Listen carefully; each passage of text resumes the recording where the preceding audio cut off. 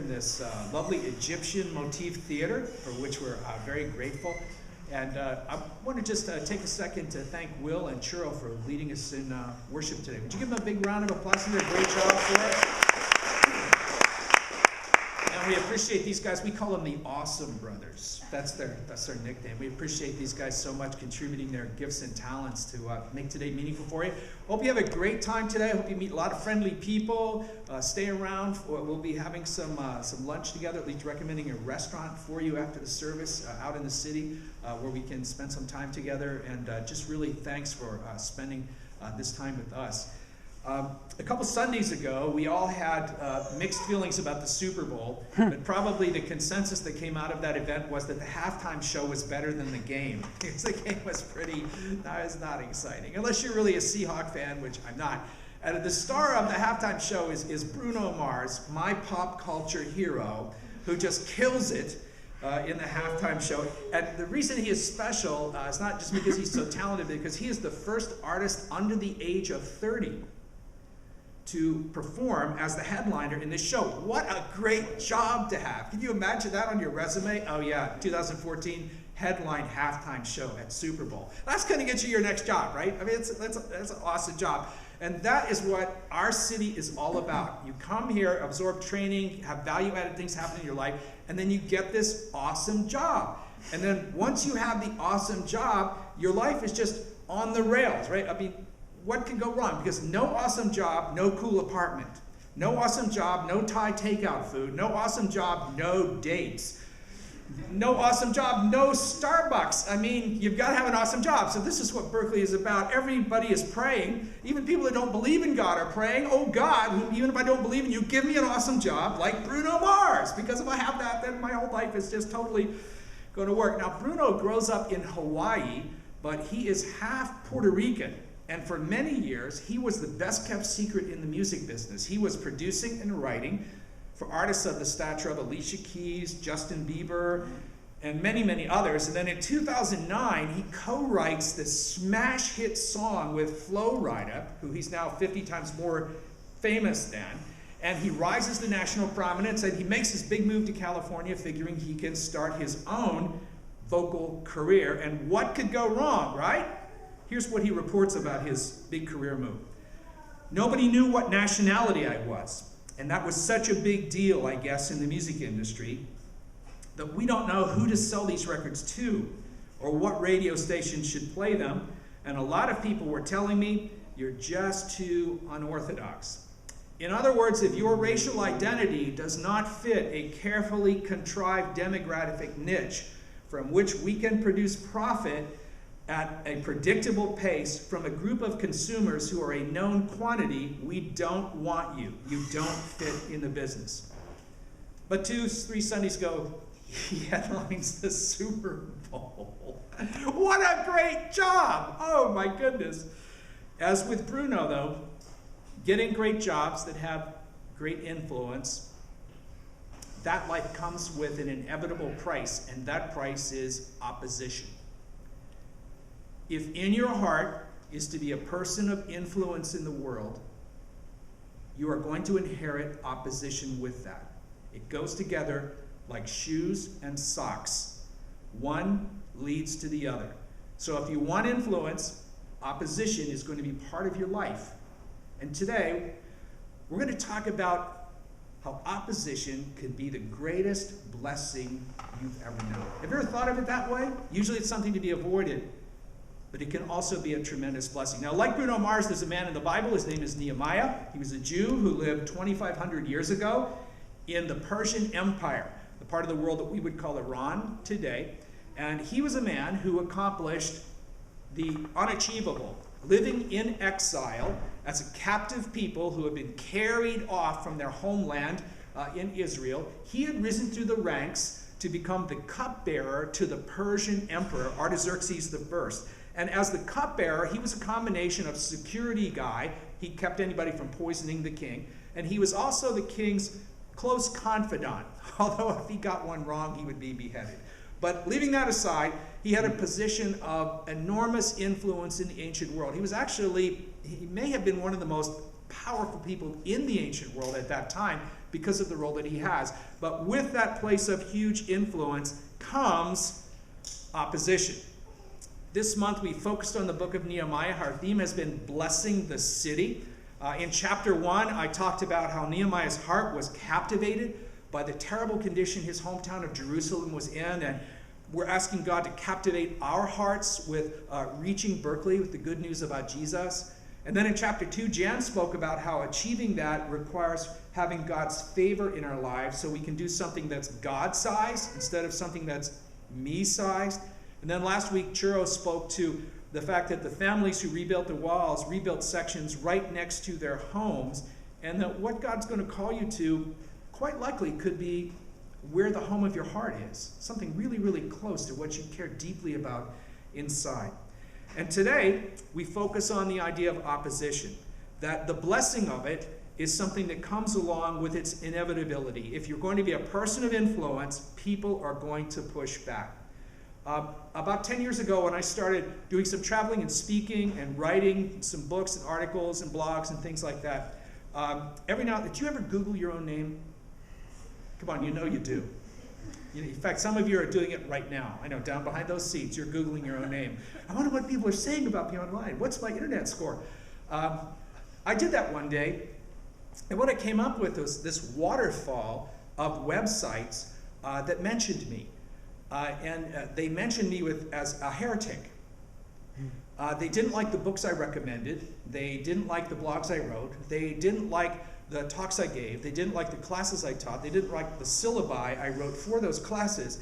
And they had a long list of reasons why I was just about the worst person ever. And I was leading generations of young Christians astray, off into all kinds of essentially New Age practices. Now, those of you who know me know what a, dyed-in-the-wool New Ager I am. I'm just, like I was leading people off into some bizarre, exotic stuff, and there was one person after another, and then about 10 citations down, they would all start quoting each other, and some of them even advertised my books. They sold books from me. I mean, you could click on it and go right to Amazon. It was unbelievable. And I read all of this, and I thought, where was all of this before I started publishing? And the truth was, there was no opposition because there was nothing to oppose. I didn't have any influence. Everybody's going to leave you alone until you become someone. And then once you're someone, they're coming for you.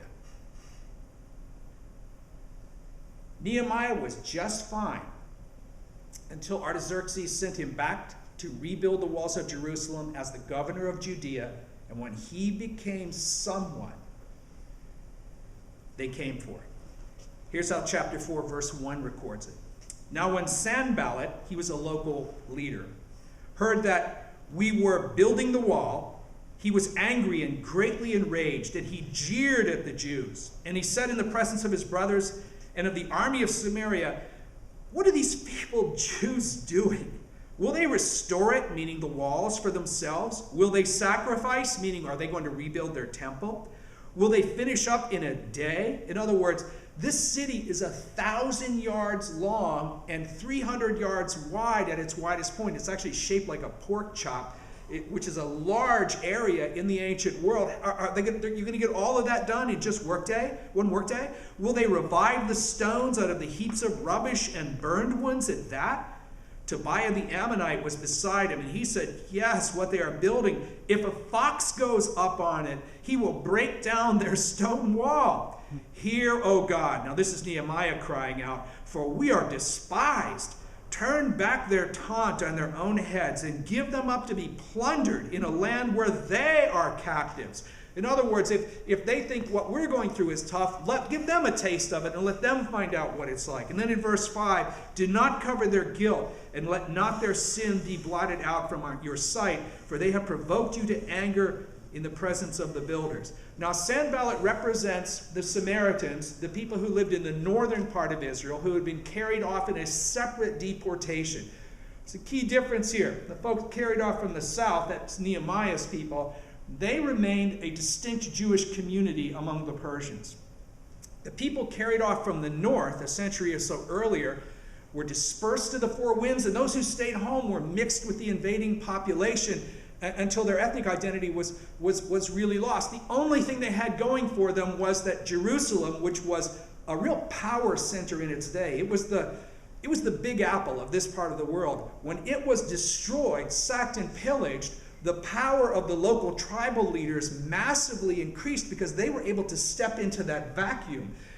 They now have an army. They are the warlords. They are the people who govern these territories, and there's no opposition from any military force or anyone else because the vacuum has been one into which they've been able to step unimpeded. And these leaders, Samaritans from the north, Arabs from the south, Ashdodites from the west, Ammonites from the east, are now all rallying together because in Nehemiah's project, they see an attempt to reestablish Jerusalem and push back their power and influence. You see, people find a certain equilibrium point that they're happy with until you come along. And then when your influence arrives on the scene, what happens is the equilibrium point gets bumped somewhere else, and the local power brokers tend not to like that. Everybody's fine until you try to rebuild something. Everybody's fine until the wall goes back up, and then when it does, opposition begins. A lot of that opposition, as it comes from Sanballat in our day, a lot of the people who will oppose you will do so out of envy. You may have already seen this in school or in the workplace. Someone starts a gossip chain about you, on Instagram or something with some embarrassing picture. They catch you with your finger in your ear or something like that, and they blast that to the internet. Chances are that's someone who's jealous. It's all good until you show up and you make some kind of impact that they would like to have, and then they rally people against you. Wherever influence shows up, opposition is going to show up too. And there are two waves of opposition that Nehemiah has to make his way through. Here's the first wave. It's in chapter 4. This is while the wall is actually under construction. Now, there are so many of these, I actually have to read them to you. The first kind of opposition is the rhetorical question. What are these feeble Jews trying to do? You've heard this. What are you thinking? Really? You're really going to accomplish that? You're really going to go to Berkeley and start a church there or start a campus ministry there? You're really going to make it at Cal? That's not going to happen. I mean, you were lucky to get in. You'll never survive it. The second thing they do is to draw attention to what Nehemiah lacks. One of the people who opposes him says, are you really going to rebuild these walls out of rubble? In other words, broken down, smashed up heaps of stone, which have also been burned. Fire weakens stone, so it falls apart if you try to use it for construction. People will come to you and say, I really admire what you're trying to do, but the truth is, you don't have it. You don't have it. You don't have the gifts. You don't have the talent. You don't have the drive. You don't have the background. The stones that you're trying to use, they're rubbish, man. You don't have the building blocks to really make this life work. It's just not going to happen. In fact, some of these people are so devoted to stopping you that they'll say, even if you were able to rebuild this wall, just a little fox that weighs maybe 3 or 4 pounds, just about the size of my dog, would go trotting up across the top of it, and it would just all fall down. You might put up something that looks like a wall, but it will have no strength. It will have no power to endure. It's all going to end up in nothing. What you're going to do is work really hard to turn one pile of rubble into another pile of rubble. You are nothing. Opponents always have excellent sounding reasons. You know why? Because a person of influence tries to take things from where they are to where they can be. That's what a person of faith does. That's what a person with vision does. That's what a leader does.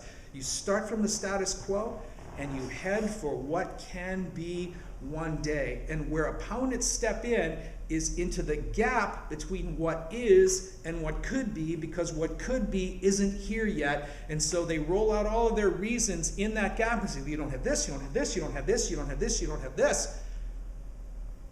Well, of course you don't, because you're trying to get out there. You're not there yet. But there'll always be that gap. They'll always have plenty of raw material. When we quit our job, sold our house, and moved to Berkeley, my goodness, we had a gap. And people would roll opposition sometimes into that gap and say, really? You're going to go out there with all those crazy people? They had these wild ideas about what our city was like. I mean, just none of them had ever been here. But they were sure they knew exactly what it was like. And oh, this, oh, that, oh, this, oh, that, oh, this. And the opposition will try to get you to stop so that the equilibrium that was there previously can stay in place and the power of the people who were there before you is maintained. But verse 5 of chapter 4 says this, so we built the wall to half its height, for the people had a mind to work. None of that stopped them. And then the second wave comes in chapter 6. In chapter 6, the wall is finished, but the gates have not been put in place, which is almost like having no wall at all, because without the gates, the city is open to being attacked, to being overrun, to being pillaged. The entire cycle of events that destroyed it in the first place could all easily be repeated. And with this state in mind, they put all of this work in, and yet there's no closure, no ability to have security in the city to close the gates.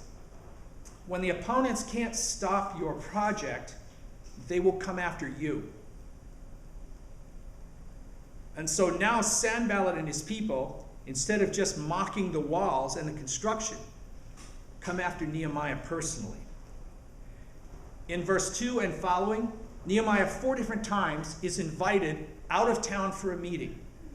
25 miles out of town, there's a place called the Plains of Ono. He's contacted, oh, come on out, let's talk about this whole thing. The whole wall thing was really kind of more of a misunderstanding. And let's get together, we'll have coffee. It will be good. We'll get sort of everything sorted out. The problem is that Ono is just right next to the border of Samaria, which means when Nehemiah goes out there, Sanballat is going to assassinate him and then slip back across the border and say he had nothing to do with it. 4 times this is tried. Nehemiah says no every single time. In fact, when he answers Sanballat, he says, I'm too busy doing this big stuff. I can't really be bothered with little meetings. Then in verses 5 through 7, enemies send an unsealed letter about Nehemiah. That's like an email blast in today's world. And what the letter says is, you know why he's building this wall? Do you know why? Because as soon as the gates are up, he's going to have a throne constructed and declare himself the king and start yet another revolution among the Jews against the Persians. He wants power. So when opponents can't stop the walls, they will impugn your motives. The reason you're involved in this is for just your own self-aggrandizement. You know, really, this is, you say it's for other people, but really, it's just so you can be a celebrity. It's just so that you can be famous. It's to feed your own ego. That's what this whole thing is about. And how do you prove that something like that is not true?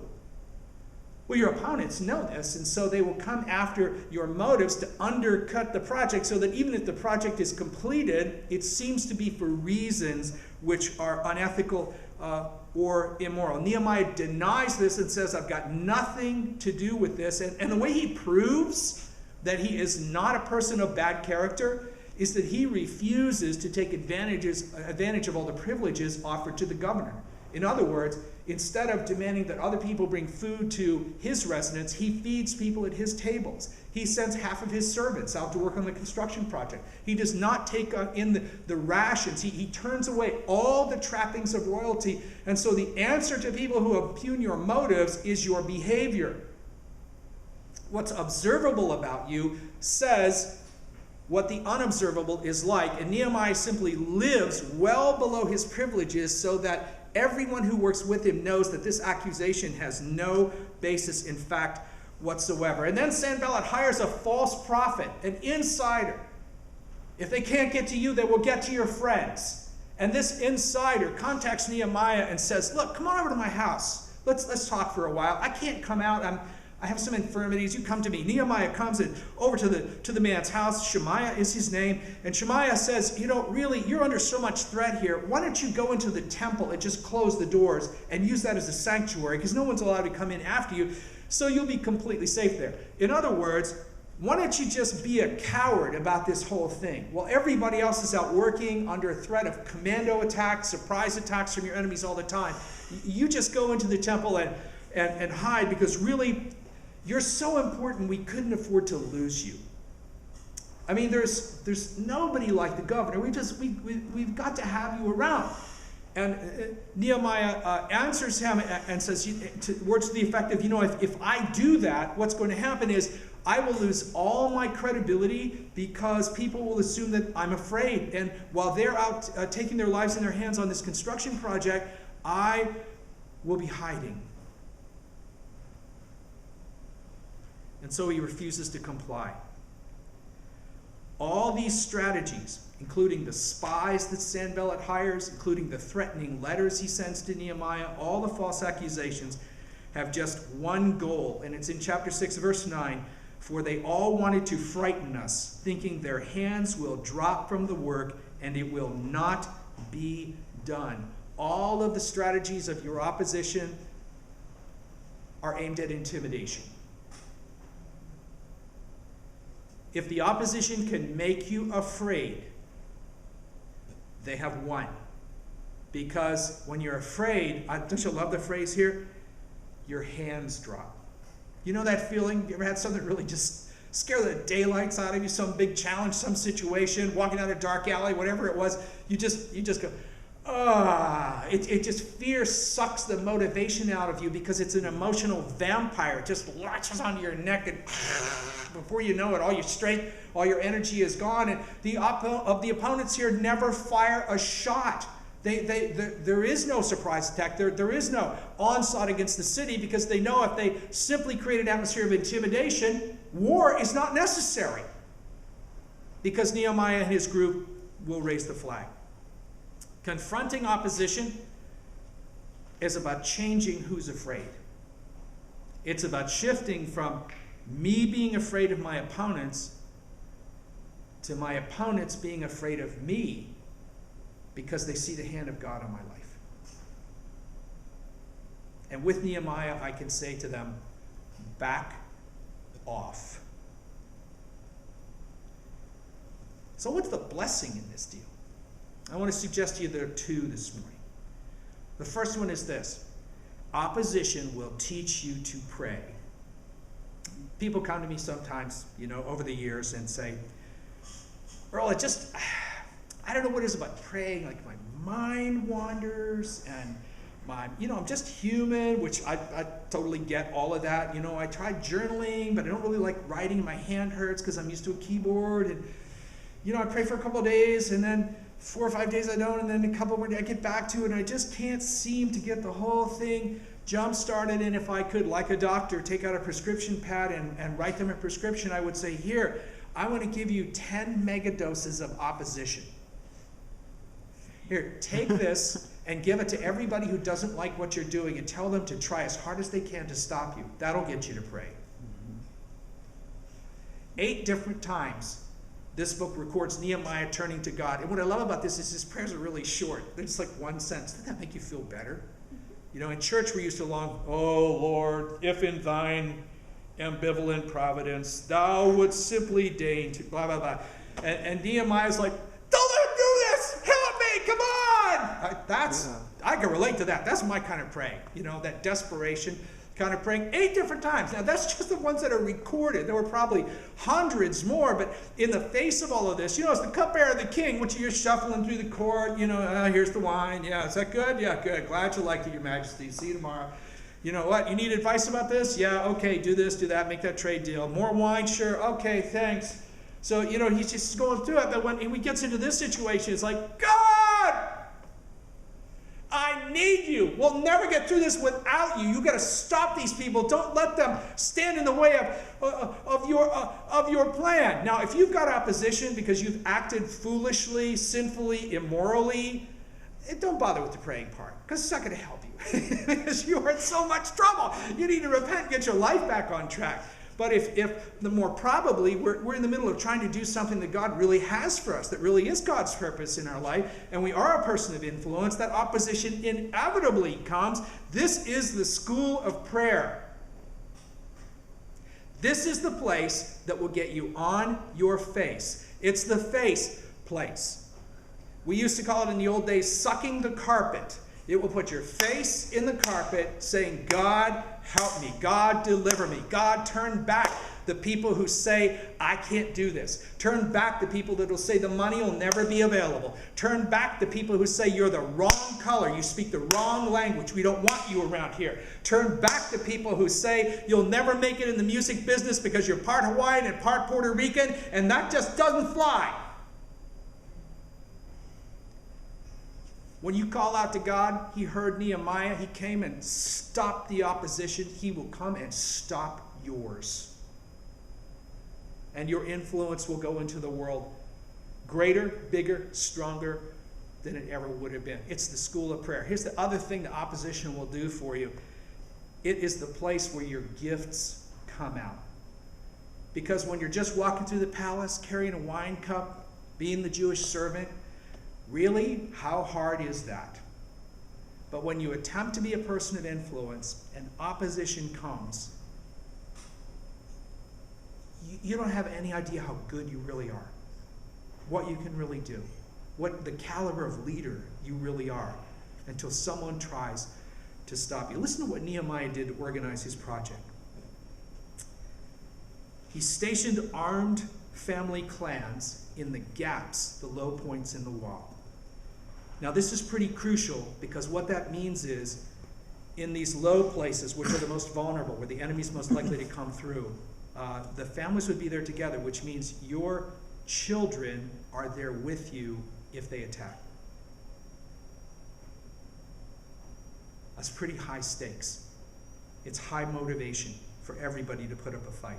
Leaders are stationed behind those family clans in an overwatch position, looking out over everything.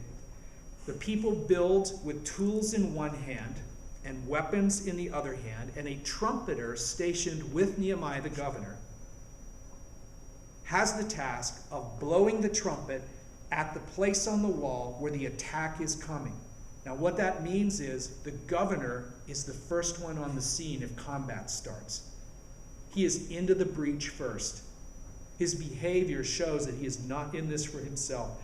The trumpet sounds, all the troops rally to that low place, and the attack is resisted. Everyone is mandated to stay in the city at night, and my favorite part of this is no one ever changes their clothes,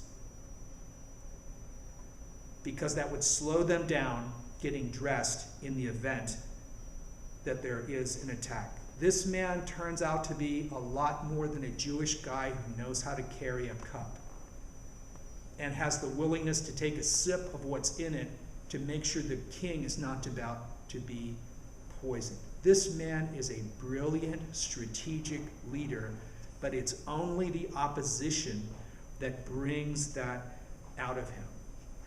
We had a church some years ago where we were growing, we were really doing well, and nobody cared much about us until we started to grow. And sometimes what happens in the church business is people leave you alone until you have something worth taking away.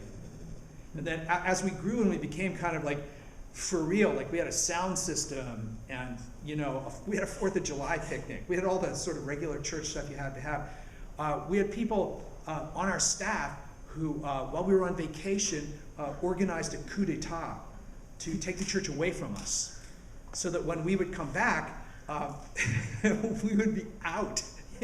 Like we worked to build the walls, and all of a sudden, like our job would be taken away. And they started a massive gossip campaign against us in a small town, where you would go into the post office and people would look at you like that, because everybody knew who you were, So our name was being dragged through the mud like this, and half of everybody left and took off, with these guys. And I remember being so devastated. And one Monday morning after this all happened, I was just laying on the couch in my house, looking at the ceiling, crying and saying, God, what is this? Is this really how it's supposed to be? This is really how the rebuilding of the walls of Jerusalem happened? You get them up, you spend years at it, and then bam, the whole thing comes down around your head?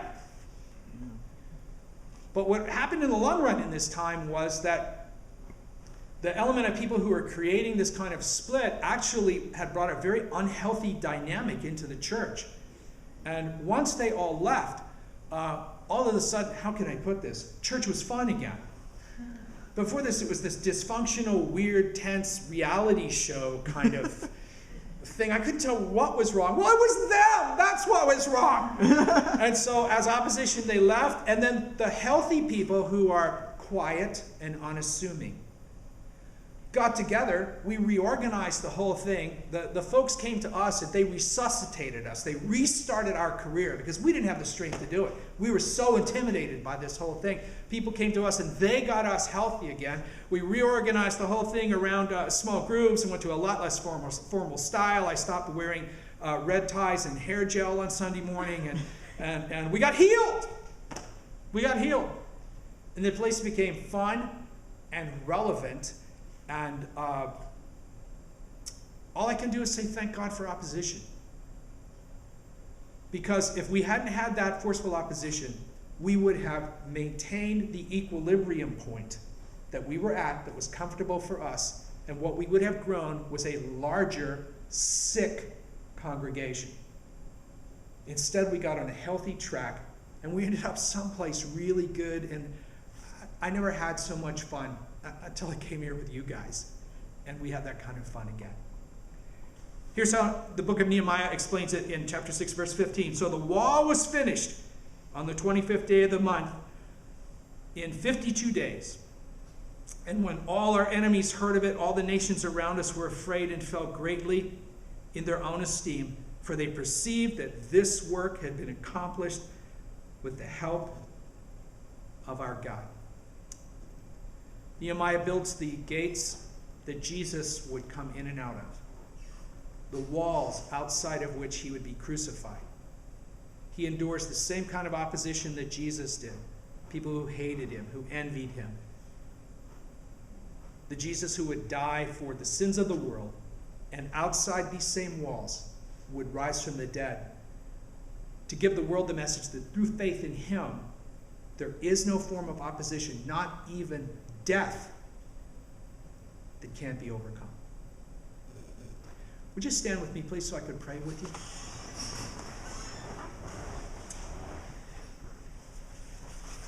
Lord Jesus, we're grateful for the gift of your life and the gift of your resurrection.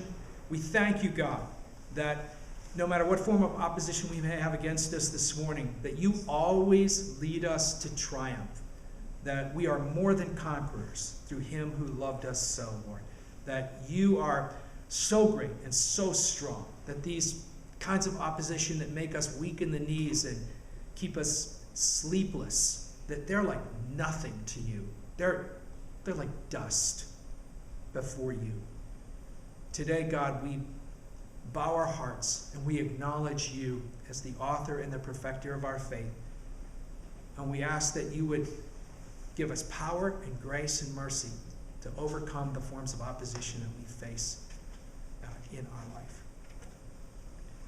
If you just keep your head bowed for just a moment, we just want to ask this morning if might be anybody here who is not sure that they have a way of overcoming the opposition that death is one day going to offer. Anyone that's not convinced down in their heart through faith in Jesus that they've received eternal life. And if that's the desire of your heart this morning, just going to ask you, nobody's looking, we're not going to single you out in any way. If you just slip your hand up and slip it down, and as we're closing in prayer, we'll remember you this morning. I'd like to reach out for Jesus today and trust him to forgive me, to cleanse me, and to give me overcoming power over even the enemy of death.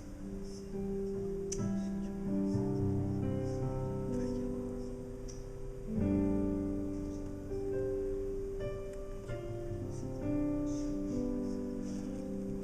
Our band is going to lead us in just a little more worship, and as they do, two things are available to you this morning.